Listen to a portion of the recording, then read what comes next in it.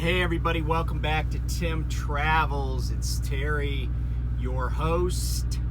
It is June 28th. And is it just me, or is the percentage of all trucks on the road that are prime trucks going up? I drove across I-70 through Kansas the other day. I swear half the trucks I saw, and this would have been going westbound, of course, because of the eastbound trucks, it's just me and, I didn't really catch anybody. Nobody really caught me. There was a prime driver. But it just seemed like every other truck was like a prime truck. I hope that's a good sign. Anyway, you let me know what you think. So today's the 28th of June. Some interesting events happened on this day. On this day in 1778 was the Battle of Monmouth, New Jersey. And that's where the kind of, I guess, partially legend, partially fact of Molly Pitcher comes from. Now, it turns out that the woman's name was actually Molly Hayes. And if you know about the Revolution, a lot of these guys were just militia members, and sometimes they'd be fighting near where they lived. Well, it just so happened that Molly Hayes's husband was fighting nearby. She was from New Jersey, and by the way, she has a service area on the New Jersey Turnpike named after her. You got to wonder, how do you get a service area on a turnpike named after you? And if you see these names and you don't know who they are, you should look them up. Man, I got like a pimple right here in the middle of my forehead. Wow, that looks bad. Now it's even worse because I touched it. Do not be distracted by the pimple. I'll just leave my hand there for the rest of the time, and that'll probably not distract you now. So the way she got the name Molly Pitcher is she was hauling like buckets and other containers of water to the men. Now, some of the pictures you'll see are of her by a cannon, by an artillery piece. Water was used on the artillery pieces so after the gun fired, they would swab it out. So that's the big fat, like blackish cotton thing that you often see if you're watching a demonstration. They swab it out, and it does two things. Well, really, I guess technically one. Well, two. It cleans out the powder, the unburned powder and residue from the barrel, but they dip that swab in water, and so the other thing that happens is that the water puts out any embers that are left in there, because what you don't want to do is ram in another powder bag while there's burning embers in there, because then that powder bag's just going to explode. And it might explode while the person's ramming in the projectile, the cannonball. So you don't want that. You don't want to have a premature explosionation. She may have been bringing water for the artillery pieces, but also just for people to drink, because it's hot. It probably was hot that day too. So that was 1778. On this date in 1914, not the shot heard round the world, that was in 1775, but a pretty big shot. Archduke Franz Ferdinand and his wife are assassinated by a Serbian national. That assassination is basically the predicate to the start of World War I. So it was a big deal. I think they were in Sarajevo, actually, so in Bosnia. And of course, if you know the history of that region, right?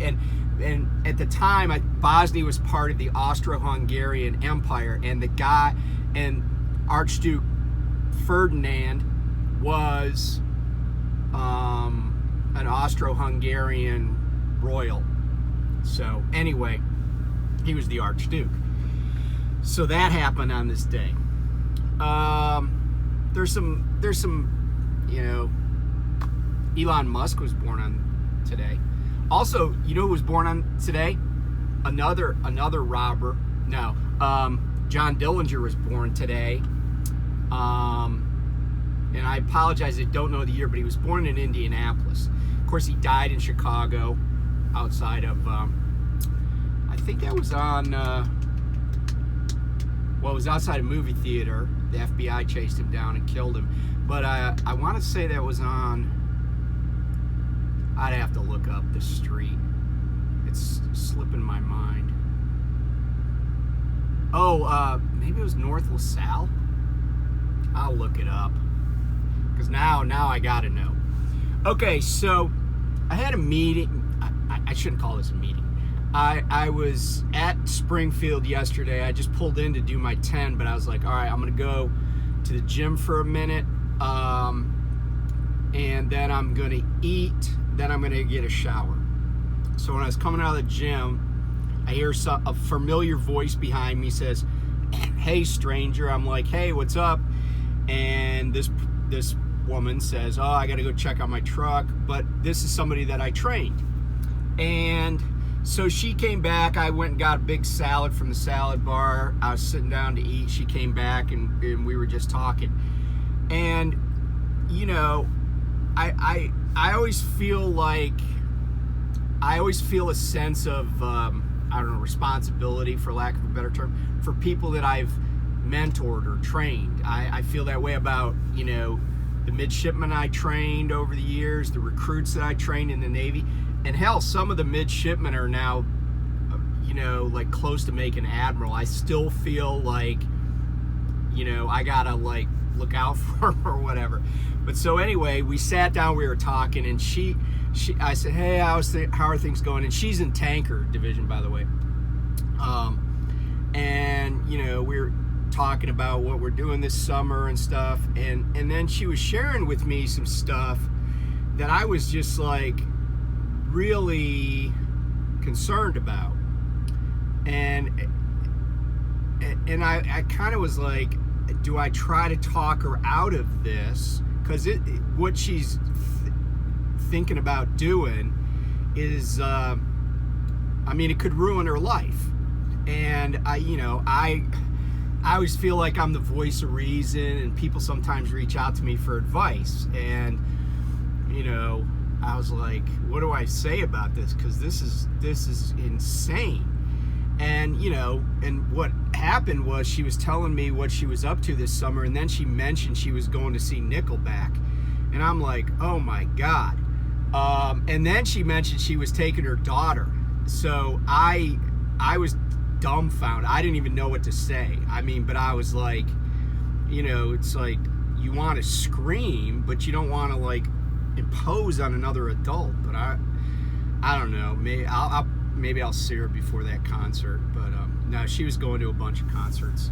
So, but anyway, so I trained her. But speaking of trainees, Lyle just did a video from the comfort of his own brand new deck, even though apparently they didn't use hypoallergenic wood, because he said his allergies were kicking up. But go watch his video, because he was responding to somebody who made a comment that a lot of people at Prime, or maybe they're just generalizing about trainers in this industry, are just doing it for the money. And you know, Lyle said, well, you go watch his video, but let me say this, okay? You know, because he said, well, you know, there's got to be some quid pro quo, right? There's got to be some extra advantage or extra compensation for putting somebody on your truck. But I wanted to take a little bit different tack about this, and it's actually two different ways. Okay, so the first thing is, you know, I've heard people say, you know, oh, so-and-so's just doing something for the money, about a lot of professions, a lot of jobs, right? But if you screw up your knee, you tear your ACL, tear your meniscus, whatever it is, right? And you go to an orthopedic surgeon, do you think that the orthopedic surgeon is just doing what they're going to do to fix your knee because they just feel bad about the fact that your knee's fucked up? No. They're doing it for the money. Now, you say, well, you know, people feel like they have a calling to do medicine. Okay, sure. I'll buy that. People feel like they have callings to do all sorts of stuff. But you don't put up with 4 years of undergrad, 4 years of med school, then several more years of like internships and residencies and all this other stuff to fix people's knees for free, right? It's a job. Because if it was golf, then you and him would just be teeing off and riding around in a golf cart. It's a job, right? And, you know, training is a job. It's an additional pile of work for a normal truck driver. Like right now, I don't have anybody on my truck. I do what I want. I can go to sleep when I want. I can get up when I want. You know, I have some parameters that I need to stay within. You know, I have some requirements on me, but I don't have to worry about whether or not the person, you know, behind the wheel is competent enough to be behind the wheel. A lot of people seem to think that once you get your CDL, you're golden. And I think those are people that, I mean, I've seen some incredibly, you know, stupid maneuvers by truck drivers. And maybe I've done a couple of incredibly stupid maneuvers, at least in the eyes of other truckers. But, you know, there are a lot of companies that will hire drivers and just basically put them on the road. If they already have a CDL, they'll just put you on the road. And getting a CDL is the easy part. I don't care if you failed the exam 4 times.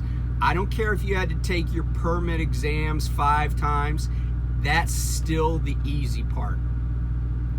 I've seen a lot of people do stupid things, life-threatening things, because they weren't trained after they successfully backed in between some cones on some nice smooth pavement and drove around the block a couple of times and did a rote memorization of all the parts of a truck, even though they kind of just point in the general direction of things and they don't even know what those parts actually do. They just know what they're supposed to say. Okay? And so my answer about do people train for money? Hell yeah. If my trainer trained for money, he even told me how much he made. I got a flat $500 a week for being on his truck. And he all the miles we drove, he got paid for because he got paid by the mile. If I have somebody on my truck, you know, that I don't like, really, I don't care for, and Lyle kind of alludes to this, or somebody that's hard to work with, refuses to listen, you know, probably however much I make is not going to be worth the stress. But it's really going to be irksome if I'm paying that person $900 or $1,000 or $1,100 a week, and I'm doing all the work because I don't trust them. And, you know, I'd rather just, you know, be sleep deprived.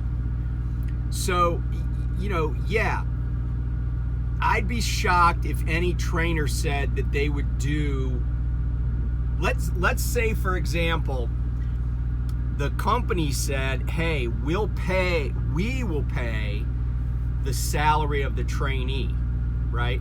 But you are only going to get paid what you would have been making as a solo driver. Most trainers would not do that. Why? Because even if you were making as much as you were making as a solo operator, and you didn't have to worry about any payroll issues, you didn't have to earn the money to cover that trainee's pay, it still wouldn't be worth it. Why? Because you're sharing your space with somebody else. And even when you really click with that person, and I've clicked with a lot of my trainees, not all of them. One called the cops on me, right? We definitely didn't click. But several of my trainees I still have great relationships with, as I was talking about, sitting down with one of them. I enjoyed training, but even the people that I really like, and I still really like them, I was happy to get them off my truck. It was time for them to leave the nest. So, and some weeks I made killer money, but I also made sure, they got paid. In fact, I had one trainee who got shorted by Prime because of a stupid rehire rule, and they were shorting him like $100 a week for like 4 weeks. I told my wife about it.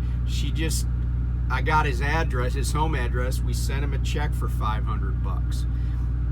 But at the same time, I'm not running a charity, right? So if I can't justify financially having a trainee on my truck, then what am I doing it for? Even if I like the person, like even if it was my own kid. I mean, my own kid, I probably would just eat it because my wife would tell me to. But beyond that, right?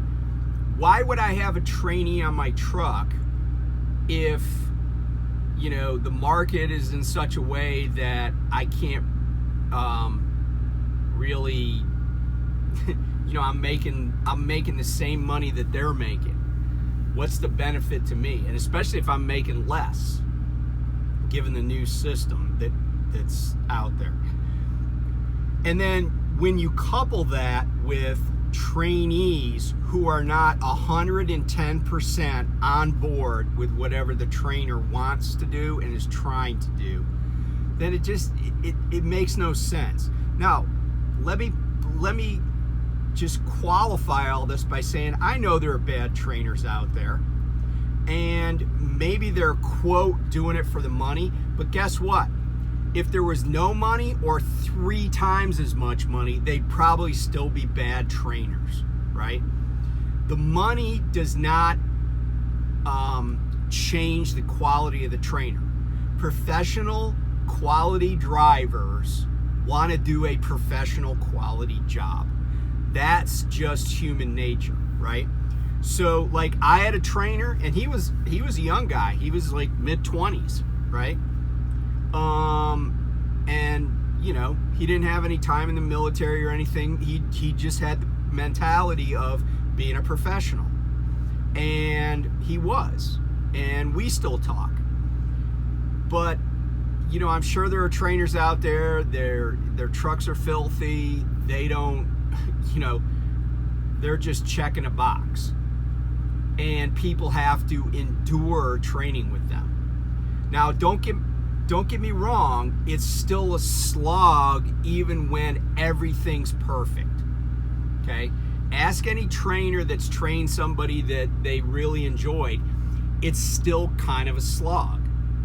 Because, all of my trainees, for the most part, were from other parts of the country. So if we did home time, it was like juggling trips and stuff. It's a slog. But it's worth it because, believe it or not, it's nice to create relationships that last, for a long time. It's nice to have people to talk to and commiserate with, even long after they're off your truck and they're doing their own thing, they're doing their own lease or purchase or whatever. But without the financial incentive, what's the point of doing it? That's the answer. And right now, if with the market the way it is, if a trainee and a trainer aren't really clicking, then I feel like the trainer is just, you know, they are kind of running a charity at that point. And, you know, maybe I'm too old for this, or maybe I'm just, I don't know, you know, well, I guess I would say maybe, you know, I'm just too old for that or whatever. Like, when I trained recruits, you know, I had recruits, some that I liked, some I didn't like, but I trained everybody. But I didn't have to like bunk next to them. Same with midshipmen. I didn't like all the midshipmen that I had in my companies over the years. Some I've never talked to since they left, or since I left, whatever, either way. Others I talked to, you know, I've talked to over the years. But I still trained everybody, but I didn't have to like room with them. That's why this is different. And so when things aren't clicking and the money's not there and you have a difficult trainee, and don't get me wrong, I think there's trainers that are probably assholes. But guess what? They're already done with their training. It's like I had a friend who was a recruiter, and I worked in his office, just temporary duty out in Denver. Years and years ago, out in Denver, when I said when I was coughing. And, you know, my friend was kind of portly, and I remember he said to this kid, he goes, look, you're too fat. He goes, now, I'm fat too, but the difference is I'm already in the Navy, and I've already been in the Navy for like 12 years. You're trying to get in, so you're going to have to do something about it. And that's kind of true on training trucks, right? It's like, I'm not here to get trained, right? So if I'm a little, you know, aggravating or, you know, demanding, the trainee just has to deal with it, right? They have to have good enough interpersonal skills to just see what I'm trying to do. But candidly, and you could ask people that have successfully trained on my truck, they weren't successful because they were good at dealing with me, you know, my foibles. They were successful because when I said, hey, this is how we got to do this, they didn't question me. They didn't push back. I'm not saying they do that way on their own trucks, and that's okay. But they did it my way while they were training with me. And that's all that mattered, right? It's like, I show you how to do something, then I expect you to mimic it. You know?